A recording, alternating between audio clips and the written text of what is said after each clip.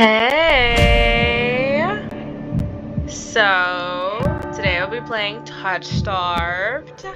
I know next to nothing about it. Except... Hello? Okay, my bad, y'all. I wanted to read this thing. Okay, here's the synopsis. You were born cursed, with hands that twist the mind of any human you touch. Desperation leads you to the shadowy city of Viridia, where your fate intertwines with monstrous strangers. Each can offer you salvation or damnation. How far will you go to cure yourself?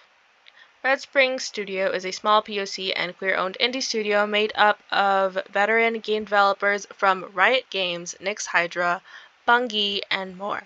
The demo for TOUCHSTARVED contains the entire prologue. Choose your character's pronouns and origin story and guide them through a thrilling journey with branching storylines, character-based routes, and multiple endings. Your choices determine whether the story ends with gothic romance or blood-curdling horror. Will you lose your humanity and search for a cure, or will you find a way to save yourself and those you love? Play our demo and meet your fate. This game is still in production, I believe is what it is tagged. What I did want to read is the content warnings. TOUCHSTARVED contains... I just realized I'm not going to edit that out, so you're going to hear that. TOUCHSTARVED contains mature themes and it is intended... Sorry, I read that wrong. TOUCHSTARVED contains mature themes and is intended for an older audience. Player discretion is advised. Specific warnings for this demo include, but are not limited to, horror, unwanted advances, violence, alcohol, and drug references, strong language, and serious injury.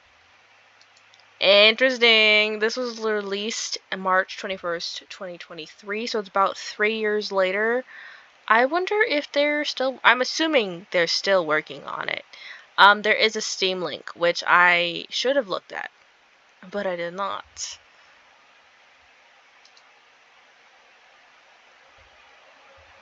I don't think you can see what I see, but I just wanted to see... Yeah, it's still being worked on. It's to be announced. I guess I'll add it. Oh, I can't add it to my wishlist right now. I'll look it up later. Okay! Let's get to it. I believe this is Dark Romance or something. This is really loud for me. This is really loud for me. Hearing those sounds. Let's just lower everything a little bit. I literally have my thing on 4, I think. And it's really loud. So we're gonna lower that. We'll be here. We'll do that. Okay, okay.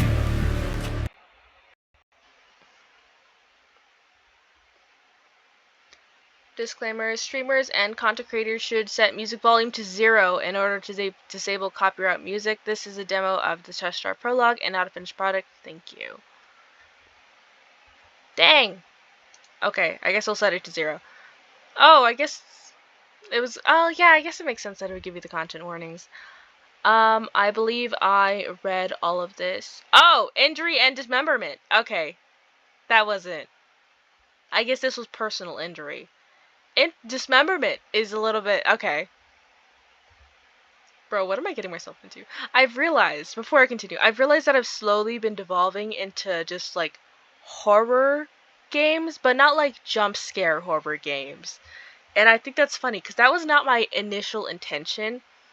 It just, I started gravitating in that direction. And I think that's a little bit funny. If you accept the content warning, please click to proceed. Tutorial. In TOUCHSTARVED, your choices matter. The decisions you make may result in unique dialogue, interactions, or even choices in red text which contain exclusive content. Try playing through the demo more than once and choosing different options. You might even uncover a secret ending. And remember, there are no wrong choices, only interesting ones. Choose wisely and save often. Bro, I'm here for this. I don't know what this is about, but just this type. of story, a type of game I'm interested in. Controls, left click, progress to text, progress text and dialogue. Mouse wheel up, rewind text and dialogue. Mouse wheel down, progress text and dialogue. Spacebar, hide the UI. Press space again to bring it back. Oh, interesting. Okay.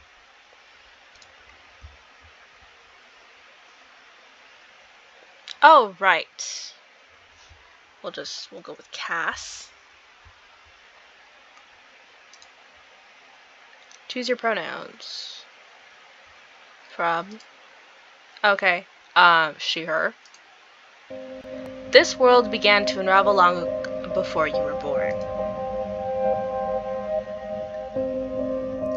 It all started with fogfall. Spectral mist bled from the seams where reality were so thin it split.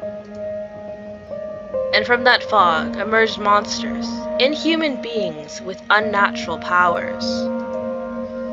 Some possessed language and intellect, others were mindless beasts driven by little more than bloodshed. As unrest spread and cities fell, humans cowered in fear while monsters thrived amid the chaos. And then there's you. Oh wait, I was supposed to send. Oh, sorry. Hold on, I have to put the music all the way down, huh?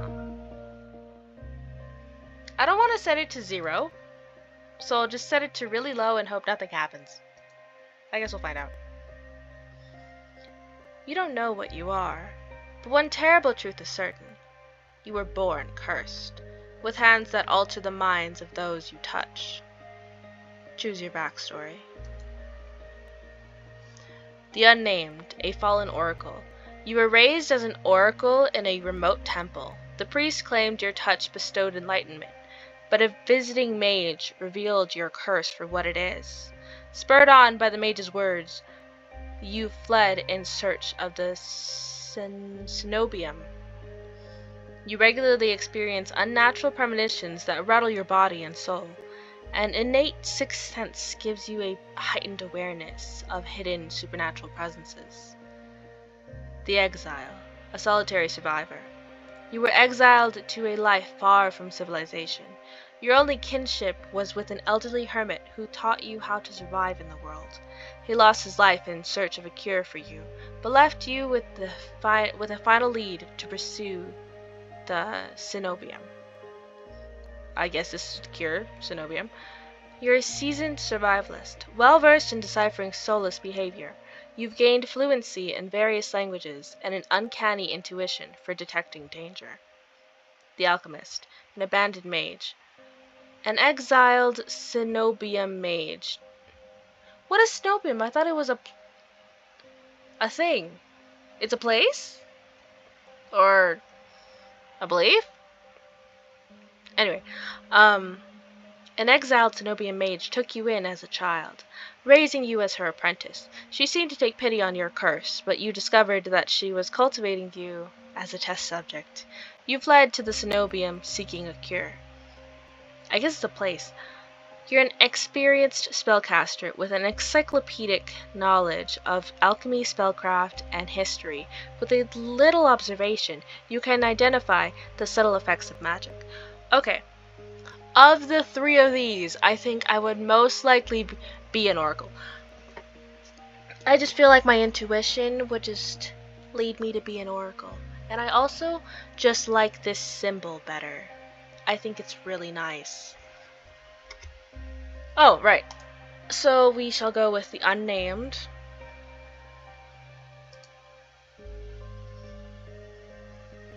Your name is Cass. You selected he, her pronouns. Your backstory is the Unnamed. Is this correct? Yes. What if I said no? I mean, would it make me start all the way over?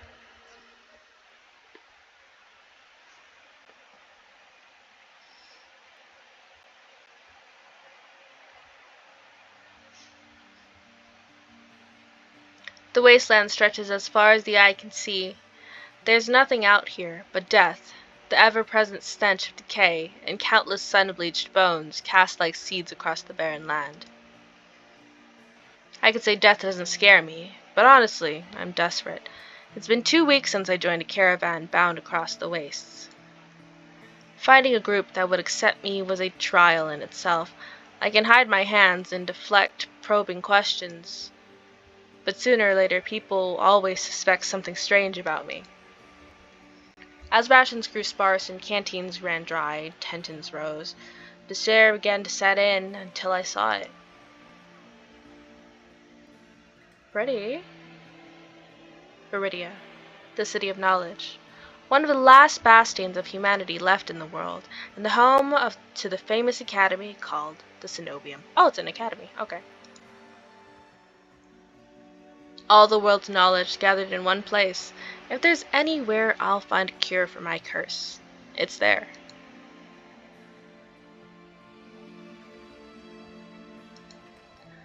All that stands between me and a new life is a final stretch of salt-soaked wastes, or so I think until I see the first tendrils of fog snaking beneath the wagon.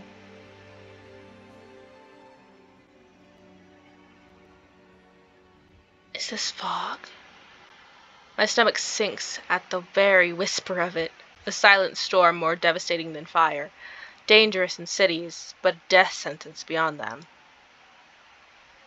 A thick blanket of fog engulfs us, snuffing out the lantern's light, and the wagon lurches to a stop. An eerie silence heavy as the mist falls over us. The only warning we get is a strangled scream. Stay back! No! The cry dissolves into wet gurgling. Oh, lovely. Dang, is there no other sound? Did I turn everything else down too far? No, I'm assuming there's no other sound. Sorry. Ah, damn. Right as I turned it up. Right as that made me jump, bro. That rattled me. Let me turn that back down. That scared me. That was loud. Oh. Okay. Then the wagon violently pitches to the side. I hit the ground hard. The air punched from my lungs. When I opened my eyes, adrenaline lends sudden, awful clarity to the carnage around me. A trader I once shared bread with lies face down in the mud, their back reduced to long strips of torn muscle, gleaming gristle. Ugh! Nasty. An exposed bone. Bodies litter the wasteland. Ooh. I try to rise, but my ankle explodes with pain so blinding. White blooms across my vision. Only when my eyes finally adjust do I see the dark shape before me. Oh. A soulless stoops over the twisted form of a caravaner. Caravaner? I freeze, but it swivels its head. A dozen bulging eyes twist in my direction and blink as one. Love the sound. Both sarcastic and genuine. The soulless lets out an ear-splitting shriek and charges me. But right before it reaches me, the beast barrels past, vanishing into the mist. A horse screams in the distance. I need to move now.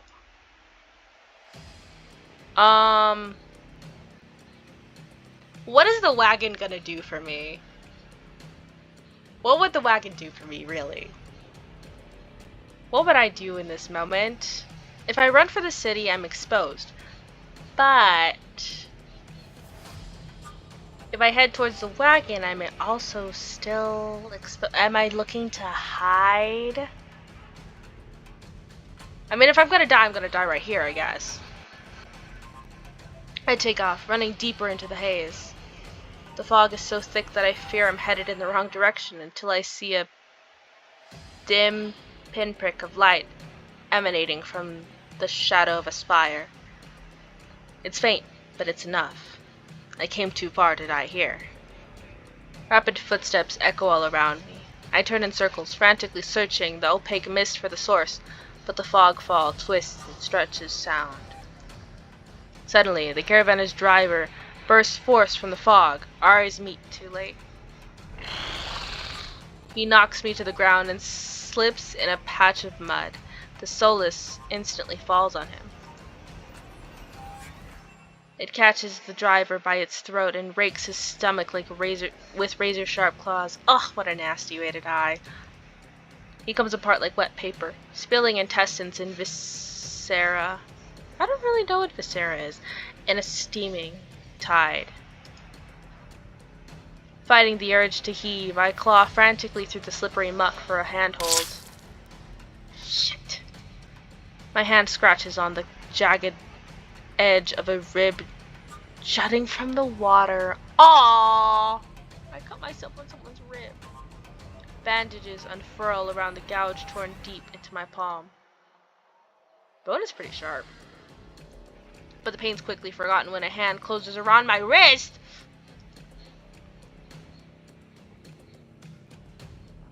Can you stand? I don't know why I gave him that accent. One of the travelers from the caravan leaves over me. Okay, if you go to the page for TOUCHSTARVED, there is a scene right here, I'm pretty sure. That's pretty creepy. Cause this looks familiar. Oh, my hands are bandaged because of I see it. I was like, why are my hands bandaged? Never mind, I know. We need to run. They reach for my hand, and I realize too late that my bandages have come undone. No, don't touch me! The sensation of their thumb brushing the back of my hand sends a shiver down my spine. All it takes is one touch, and in the space of a breath, my curse takes hold. This scene! This right here! This is creepy. I love this art, though. It's gorge. Their lips peel back into a deranged grin. Are they choking me out?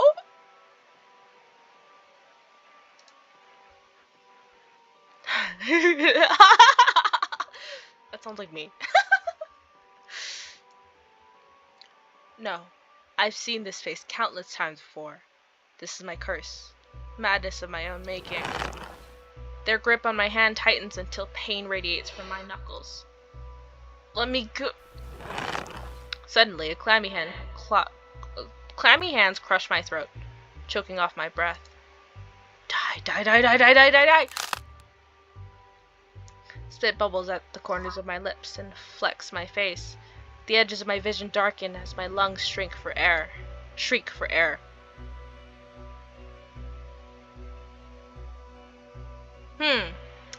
for help as I cannot breathe, or fight them off. Let's try fighting them. My nails gouge deep into the traveler's wrist, but no matter how much blood I draw, they don't flinch. The more I struggle, the tighter their grip grows. My pulse hammers in my ears, slowing with each thudding beat. This can't be happening. I'm going to die. And not because of the fogfall or the solace, but because of my curse. Tears sting my eyes. No. Not here. Not like this. But then their hands drop from my neck, leaving me wheezing for air. My lungs burn with each ragged cough.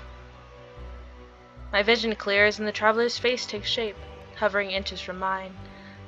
Lips still split in the macabre smile, even as blood seeps between their teeth. Interesting. They give one last shuddering breath, then slump over the claws hooked through their stomach. Thanks, Solus. That was really weird of you, but thanks, I guess. The Solus shoves the body aside, its glowing eyes narrow as though grinning. Are you gonna kill me now? Did you kill me right now? There's a flash of claws. Red spills across my vision. Is that my blood? I thought there'd be pain, but as I sink into the murky water, all I can feel is the grit of silt filling my mouth, and the icy embrace of shallow water. Wait, did I die already? I spot an arm resting among the outcrop of weeds. Mine, neatly severed at the elbow. Oh! Okay, so you just cut off my arm. I mean, I wasn't using it anyway. It should have taken both arms. Without them, maybe I could have survived.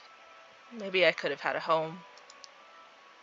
Instead, I'll die, cold and alone in a desolate wasteland. A fitting end for a monstrosity like me.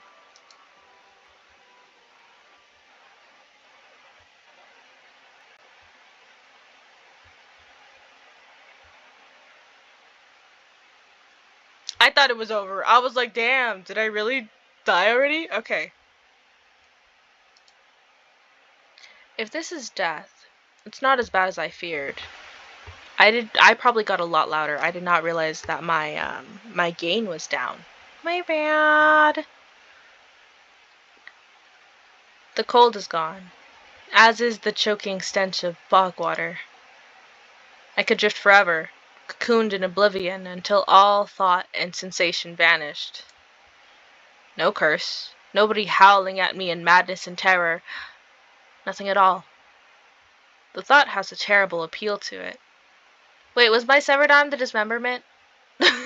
Sorry. But I take a reflexive breath, and air pours into my lungs, then out again in a ragged gasp. Feeling comes flooding back. Warm cloth on my bare skin, a firm surface underneath me, a strange tang of sulfur in the air. Do not be afraid. Okay, there's apparently a lot of people. I'm probably not going to do that many voices. He is fine. Anyway. I twist my head toward the voice. Tears flood my blurry eyes. Is that that's bleary. Okay, my blurry eyes at the bright glow of lamplight. Try not to move. The voice is calm, steady, and commanding, but more importantly, it's a stranger's voice. One thought cuts through my mental fog. I have no idea who this is, and I'm completely at their mercy. Stay away from me. My words come out in little more than a creaky whisper. I clamp my mouth shut, hating how weak and helpless I sound. No. No? Who the hell is this? I'd probably try to sit up. Not gonna lie. Would it help? No. But it might. I manage to push myself up on one elbow. My head swims, and my surroundings give an alarming lurch. Ah, a stubborn patient. I don't have the strength to dignify that with a response. Instead, I pull the sheet up higher, wipe my eyes until my vision clears. He's fine. And his hair is long. Anyway. This artist is so good at what they do. The stranger towers over my prone form. Warm light lemons? I've never seen this word before. His pristine medical coat. I instinctively shrink back, and that's when I realize that I'm completely naked except for a thin linen sheet. Naked, lying on a low cot, with a pair of sharp golden eyes watching my every move. The man's gaze flickered to my exposed, unbandaged hands? Both of them? I plunge my hands underneath the sheet, though it's too late. He must have noticed what they look like. Strange, cursed, inhuman. I brace myself for his inevitable disgust, but his courteous smile lingers. He just watches in placid silence as I struggle to make sense of my surroundings. Where am I? Who are you? Be calm. You are safe here. Whoever this is, he clearly has no idea who or what I am. I've never been safe anywhere, with anyone. Even the shrine of my childhood turned out to be a horrific lie. I scowl, pulling the sheet protectively over myself. Where are my clothes? The man's golden eyes narrow slightly. A sharp sigh rustles the papers in his hands. I see you are not to be dissuaded. I don't understand what he means by that. Your clothes were torn to shreds when I found you, but I procured replacements. With a soft creak, he rises from his chair, giving me a better view of my surroundings. This looks like a medical clinic. Bottles of silvery alchemical concoctions line the counters in neat rows. That is a hell of a sentence. The air makes my nose twitch, a faint whiff of smoke and something distinctly metallic.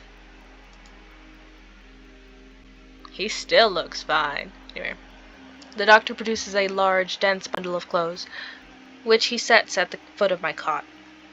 He's easily a head taller than most, and I have to crane my neck to look at him. Oh, I'm so uncomfortable in this position I'm in right now, but I can't really change it.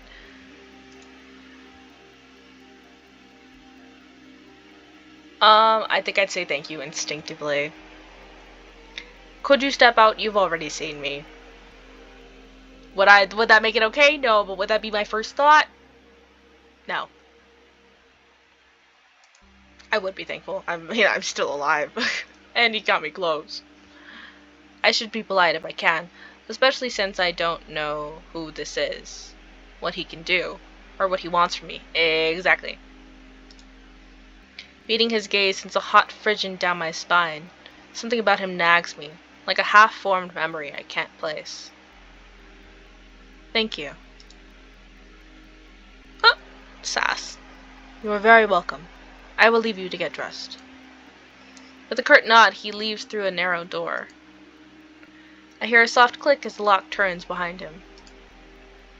When I don't hear any more footsteps, I reach for the bundle of clothes. An itch on my elbow stops me short. I reach down absently to rub at it, then freeze when my fingers meet a neat line of stitches. You found my arm and put it back. That's crazy. I know what I saw. That beast took my arm clean off. And yet, the limb shows no sign of injury apart from the black stitches poking through my skin.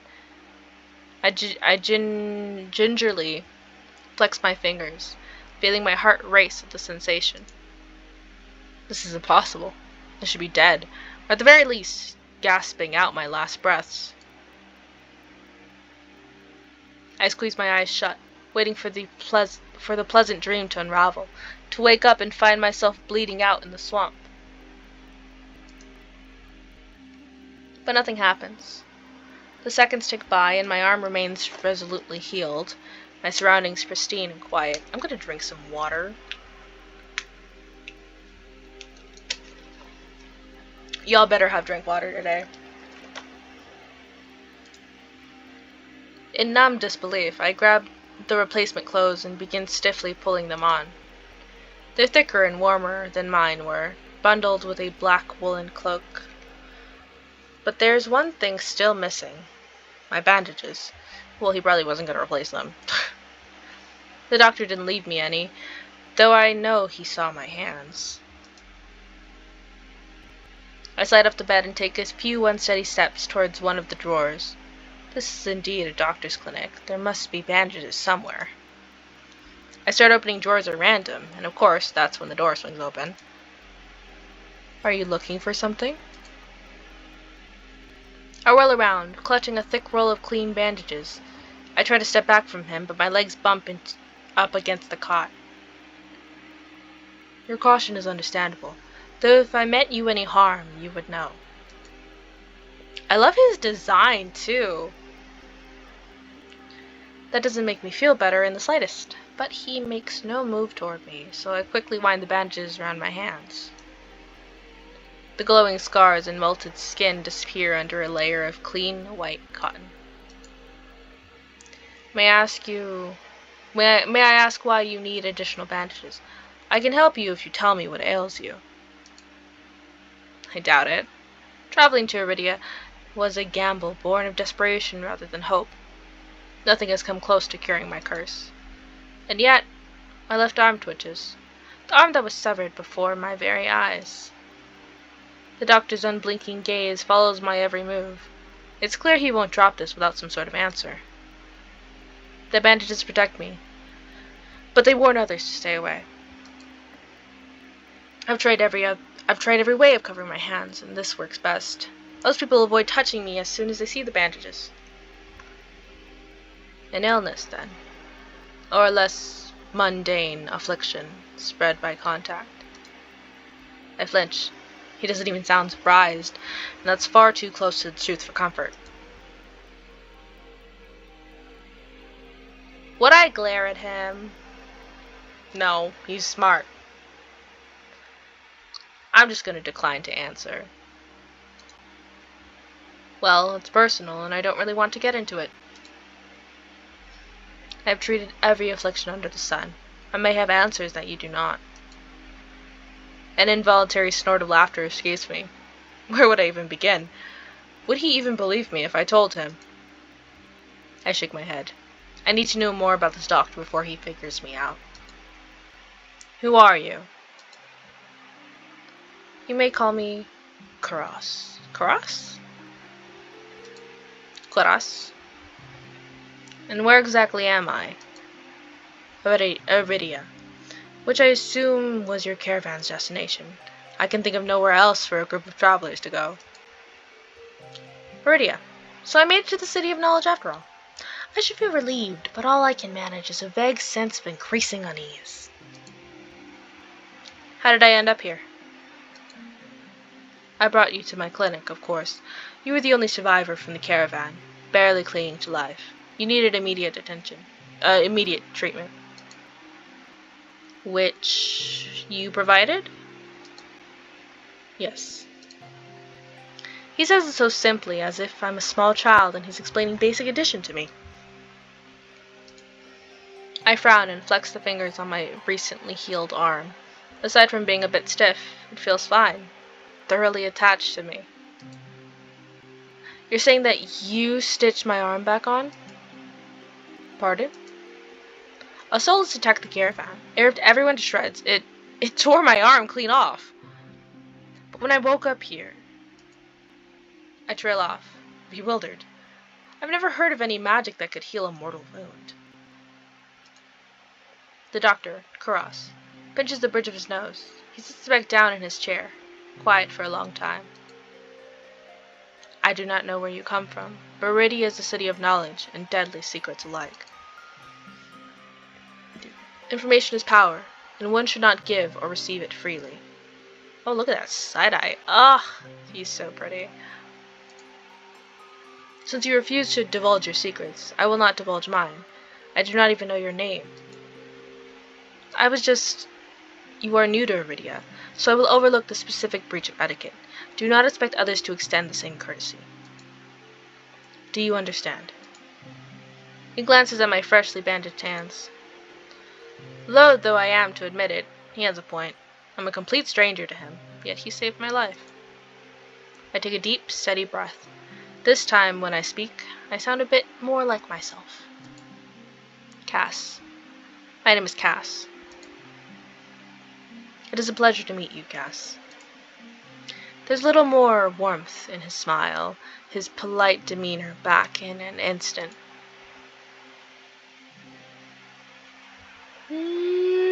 Thank you for saving me. Why did you save me? Because both of those I would totally say. Thank you for saving me. I think I would thank him first. I would definitely want to know why, but also a lot of doctors just like to help people. So, I'm just gonna thank him. Thank you for saving my life. I chance to smile in return. Even if he won't explain how he did the impossible, there's no doubt in my mind that I'd be dead if not for Karas. Even though I was just reminiscing about how it probably... Not reminiscing, I was just thinking about how it'd be nice to die. I think I would for sure be like, oh, well, I still got a chance, you know, because I made it to the city, you know, I didn't die not having achieved my goal. So because of him, I have achieved my goal of making it to the city. So I definitely would thank him. Think nothing of it. I'm not sure if he's just extremely courteous, but his words only raise more urgent questions. I have to ask, why did you save me? You don't know me. I knew this was gonna come back. Oh! Oh! Why are you looking at me wide-eyed like that?